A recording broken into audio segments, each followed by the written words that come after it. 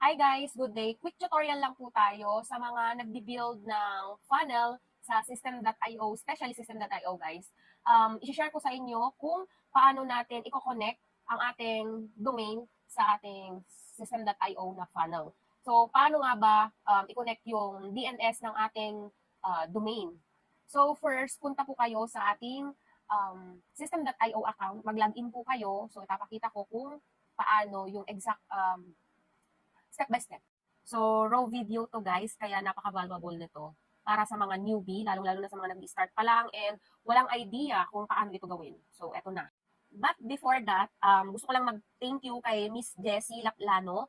Siya yung nag-share sa akin guys, siya yung nagturo din for free. So, ituturo ko din po sa inyo ng for free. So, syempre, punta po kayo sa account nyo. Ayan, ito yung account ko sa system.io. Ayan siya. Punta kayo sa settings. So, eto guys, click nyo lang yung settings. And then, mapupunta kayo sa mismong account nyo. So, ito yung system.io ko sa One Click Travel. So, dito sa side, hanapin nyo yung custom domain. Ito po siya. Click nyo lang po yung custom domain. So, dito, kaka-add ko lang po kasi ng aking domain na nabili. Pero, ang gagawin nyo po, ito guys, plus add domain. So, i-click nyo lang po itong button ng plus sign. And then, itatype nyo lang siya dito. So, kunwari, ayan, ganyan po siya. Ganito ang lalabas kapag pinindot niyo po yung plus button. And then dito niyo po ita-type yung domain na nabili niyo kung saan. Kasi ako guys, especially nabili ko yung sa akin sa Namecheap. Pero hindi po to sponsored. Binili ko. Binili ko naman din. Ang ano lang dito is yung free. Ayan, free yung ating system.io. Kaya system.io yung ginagamit ko. So after that, pag na-input niyo na dito yung domain niyo, isi-save niyo lang siya guys. Pipindutin niyo tong save. Magbu-blue ito kapag nilagyan niyo po siya dito. So after niyan, ganito po yung lalabas. So pending validation. I-click nyo lang to guys. Ito yung lalabas, dalawang CNAME. So itong dalawang CNAME na to, i-connect natin sa DNS ng ating domain kung saan tayo bumili. Ang i-copy nyo lang dito sa DNS nitong CNAME number 1 is itong dulo. Yung OC sa akin kasi OCT, One Click Travel. So dinagdagan ko siya ng subdomain yung OCT.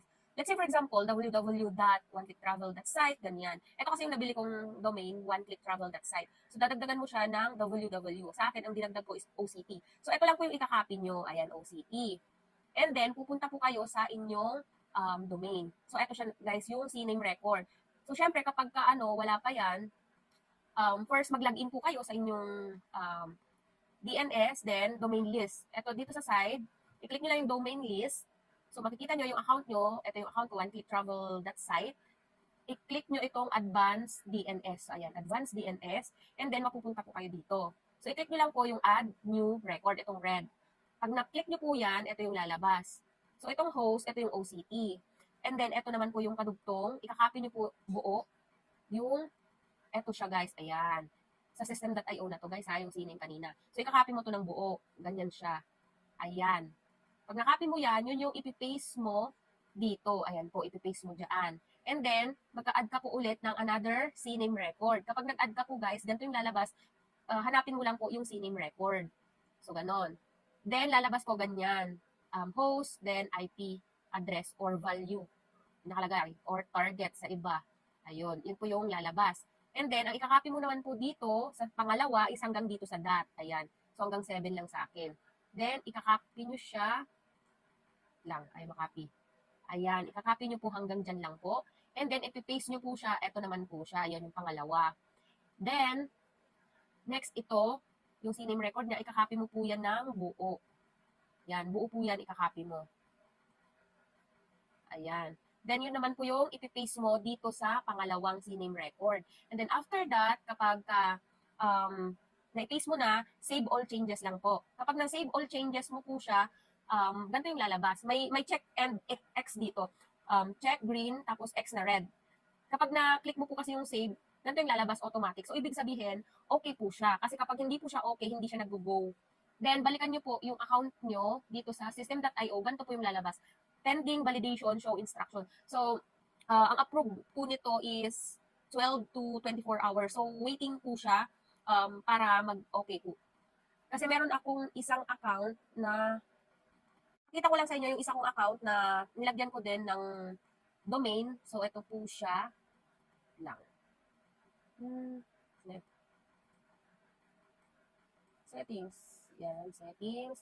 Then, punta tayo dito sa domain. Saan na yung domain?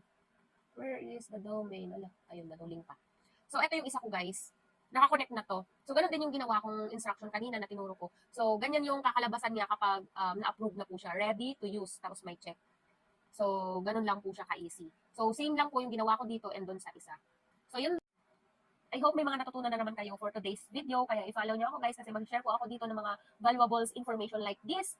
So, if you like this video, just click the follow button and the share if you want to. Then, paki-heart na din po kung okay lang. So, thank you for watching guys. See you on my next one. Bye!